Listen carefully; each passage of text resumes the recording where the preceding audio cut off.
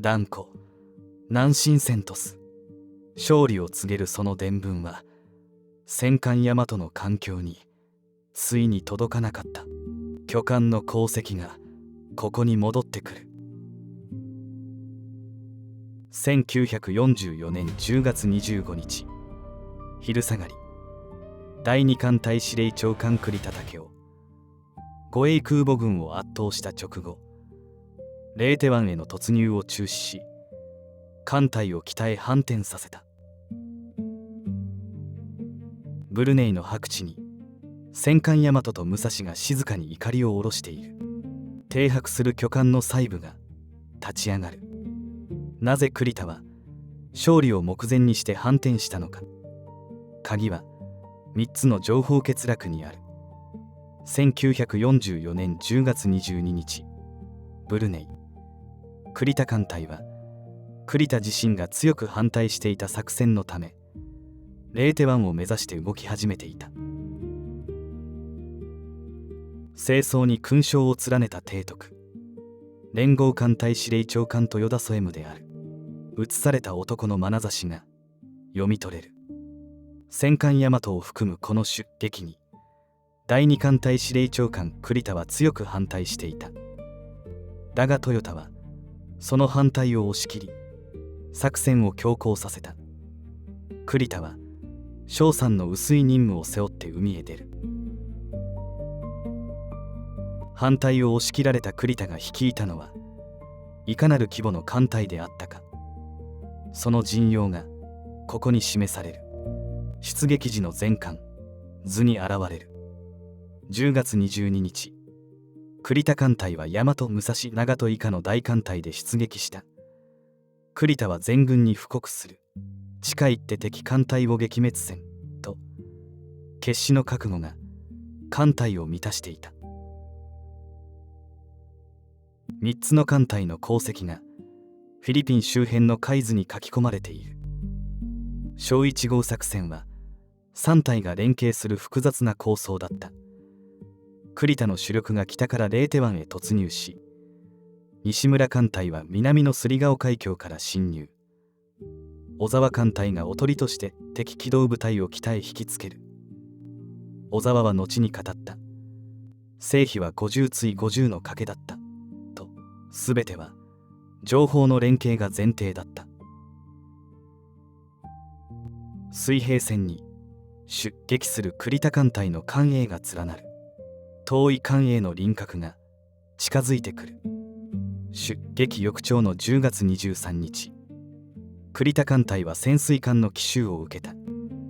機関従順愛宕は飛来からわずか十数分で横転し沈没。乗組員の約3分の2が戦死した。栗田自身も海へ投げ出された。白地に居並ぶ艦影、手前から奥へ巨艦が連なる。制服の白が鮮やかに戻ってくる。同じ朝、従順マヤも飛来からわずか2分で姿を消した。海から救われた栗田は旗艦を戦艦大和へ移す。だがこの時、司令部の通信を担う将兵の一部が駆逐艦朝下に救われブルネイへ引き返していた。戦艦大和の艦上に連合艦隊の幕僚たちが整列している。白い軍装の質艦が戻ってくる。大和は連合艦隊の通信中枢を担うはずの巨艦だった。だがその電信室は今人手を欠いていた。機関を失い、艦だけでなく情報を扱う手も削られていたのだ。この小さな欠落が2日の地に持つ意味をまだ誰も知らない。真上から捉えられた巨大戦艦武蔵。甲板に砲塔が並ぶ。鋼鉄の甲板の細部が見えてくる。10月24日、渋谷海。栗田艦隊の頭上に米軍艦載機の波状攻撃が襲いかかった。標的とされたのは巨大戦艦武蔵。魚雷と爆弾が一艦に集中していった。艦首を深く沈め傾いていく戦艦武蔵。武蔵は左舷に魚雷を集中して受け、速力を落として隊列から落後した。重い上部構造ゆえ、傾斜が20度を超えれば転覆する宿命を抱えていた。その日の夕刻、武蔵は4枚のスクリューを中空に浮かべながら沈んでいった。栗田艦隊は最強の盾を失った。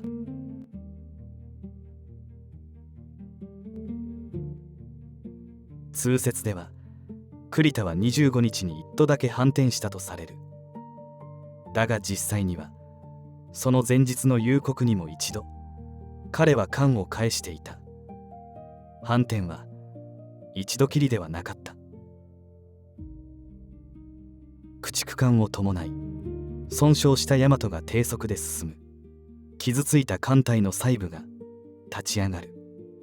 10月24日17時14分、武蔵を失い空襲に叩かれ続けた栗田は大和の艦橋で進路を120度に転じた。一度は突入を諦めサンベルナルジノ海峡へ引き返そうとしたのだ。疲労と損害が判断を内側から押していた。縦書きで綴られた一通の電報、記された一行が読み取れる。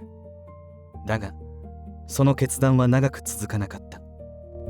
連合艦隊司令長官豊田ソエムからの電報が大和に届く。天佑を革新自然軍突撃せよ。記録では18時59分とも翌朝とも残るこの一通が栗田を再び突入へと向かわせた。洋上で補給を受ける従順とね、甲板に乗員の姿が見える。艦上の人影が動き出す。この時機下の艦からは闘志がほとばしっていた。従順とねは金剛へ信号を送る。千載一遇、決戦に参加したし、前線の将兵はまだ戦うことを望んでいた。栗田の迷いと現場の熱が同じ艦隊に同居していた。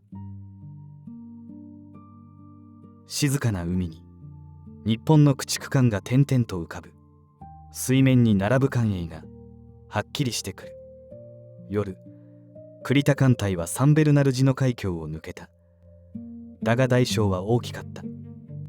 従順は6隻から2隻へ、駆逐艦も1隻から8隻に削り取られていた。突入を試みる前に艦隊はもう半身を失っていた。艦上から望む水平線に味方の従順が連なる。甲板から見た光景が立ち上がる。暗い海を栗田艦隊は東へ進んだ。南では西村艦隊が25日午前4時にレーテ島東岸へ突入すると知らせていた。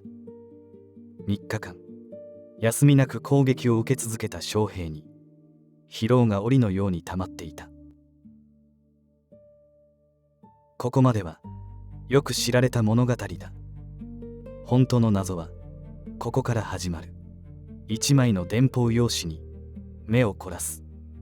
10月25日午前0時41分、大和の電信室が一通の電報を受信し記録した。だがそれは艦橋へは上がらなかった。白い清掃に身を包んだ提督、小沢治三郎中将である。写された提督の表情が読み取れる。差出人は北でおとりとなっていた小沢艦隊。内容は敵機動部隊が北へ動いているという作戦成功を示す知らせだった。断固南進セントス。それは栗田が最も知りたかった情報そのものだった。だがこの電報は艦橋の栗田司令部には届かなかった。同じ0時41分に大和へ届いた随閣からの重要電報も誰の手にも渡らず、電信室の紙の上で眠ったままだった。太平洋を覆う線域図、日本の勢力圏が広く描かれている。地図に引かれた線が意味を帯びてくる。なぜ届かなかったのか。理由の一つが2日前にあった機関愛宕の沈没で、司令部の通信将兵の一部が朝霜に救われブルネイへ帰っていた。大和の電信室は人手を欠いたまま戦場に立っていた。情報は扱う手がなければ届かない。曇天のもと、日本艦隊が広い海面に展開する。雲の下の艦隊が輪郭を持つ。10月25日午前6時44分、サンベルナルジノ海峡を抜け進路を270度に転じた直後だった。慶順矢作が水平線すれすれに機影を発見。大和の見張りが叫んだ。敵艦隊発見。水平線の彼方で大和が主砲の閃光を放つ。方向の閃光がはっきりしてくる。栗田の目に映ったのは空母を含む敵艦隊だった。彼はこれをハルゼーの正規空母軍だと信じた。好機と見た栗田は全軍突撃を加齢する。サマール島沖の追撃戦が始まった。黒煙に包まれ砲撃を受ける米護衛空母ガンビアベイ。実際には敵は商船改造の護衛空母軍、最大速力18ノットの弱兵だった。日本艦隊の砲弾が次々と命中する。ガンビアベイは1分間に1発の割合で撃たれ続け、約1時間の苦闘の末に沈没した。栗田は相手を取り違えたまま圧倒していた。煙幕を引きながら米駆逐艦が全速で走る。立ち上る黒煙の質感が戻ってくる。だが戦場は混乱していた。米駆逐艦が決死の魚雷攻撃を仕掛け、スコールが視界を奪う。日本側の各艦はバラバラに敵を追い、栗田司令部は戦況の全体像をつかめずにいた。情報は足元でも欠けていた。縦書きの伝聞が一枚の紙に綴られている。記された文字が像を結ぶ。栗田の手元に届いたのは断片だけだった。傍受された米軍の平文電報。高速戦艦を全速力にてレーテ方面に援助されたし、敵が救援を呼んでいる。それは近くに強大な敵がいる証にも読めた。波を切って進む従順羽黒。塔のような環境がそびえる。環境の細部が立ち上がる。正午が近づいていた。機下の艦は燃料と弾薬を消耗していた。従順羽黒の残弾はわずか125発。栗田の頭の中で敵空母を追う追撃戦が底の見えない消耗戦に見え始めていた。煙に包まれ大きな弧を描いて回答する戦艦大和。レーテ湾はもう目前だった。この決断の重さがここで手触りを持つ。だが栗田は突入を命じなかった。彼は艦隊を鍛え、敵機動部隊がいるはずの方角へ反転させた。3日間の攻撃に削られ、勝利の知らせを知らぬまま下された決断だった。届かなかった一行の存在を知らないまま。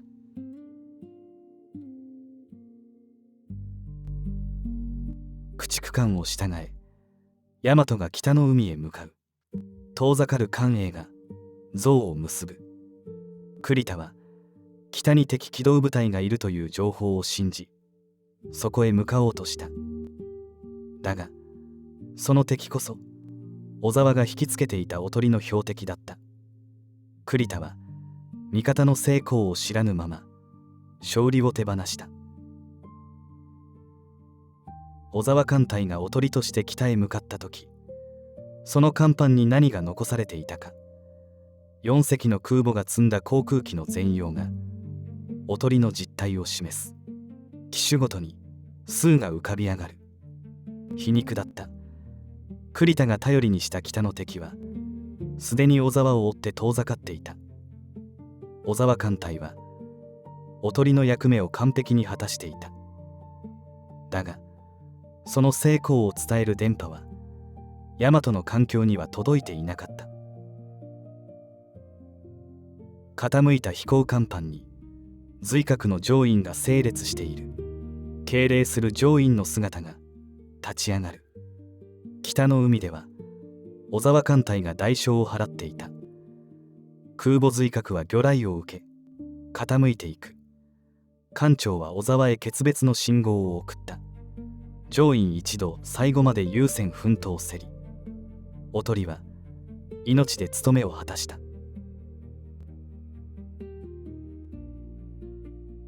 戦後の暮れ、広大な海軍工廠に艦営が静かに並ぶ。焼け跡の港に戦後の光が差す。戦後の暮れには焼け跡の中に大和の記憶が残された。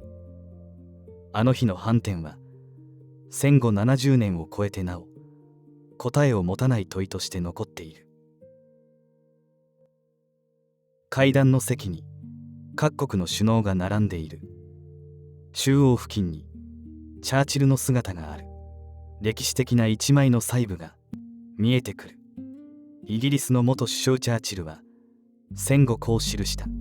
栗田の頭が出来事の圧迫で混乱したことはあり得る。3日間絶え間なく攻撃され機関を失った男を同じ試練を経た者だけが裁けると。浅瀬を歩いて上陸するマッカーサー。水しぶきが足元を打つ。上陸の瞬間が手触りを持って迫る。敵将マッカーサーは回想録に記している。勝利は今や栗田提督の懐に転げ込もうとしていた。レイテ湾突入はあと一歩のところまで来ていた。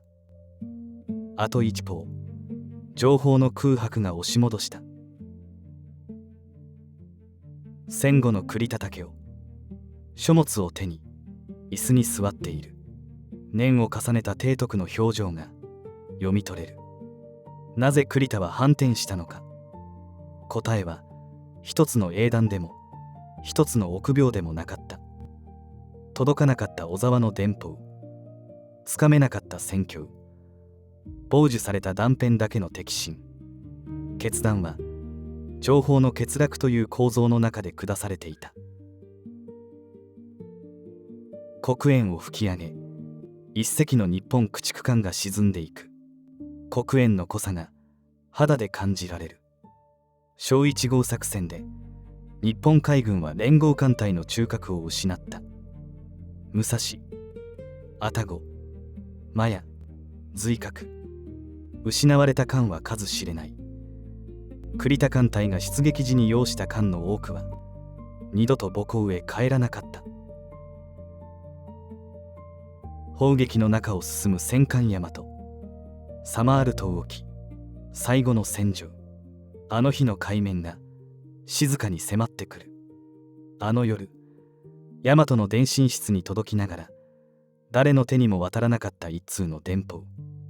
それは戦争における最大の敵が敵そのものではなく届かない情報であることを静かに語っている。栗田の反転は今も問いを投げかけ続けている。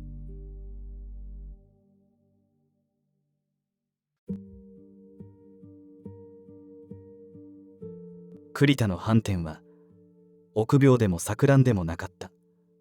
届かなかった電報、つかめなかった戦況、その欠落の構造こそが勝利を懐に転げ込ませなかった。ご視聴ありがとうございました。あの時代の記憶をこれからも伝えてまいります。よろしければチャンネル登録と高評価を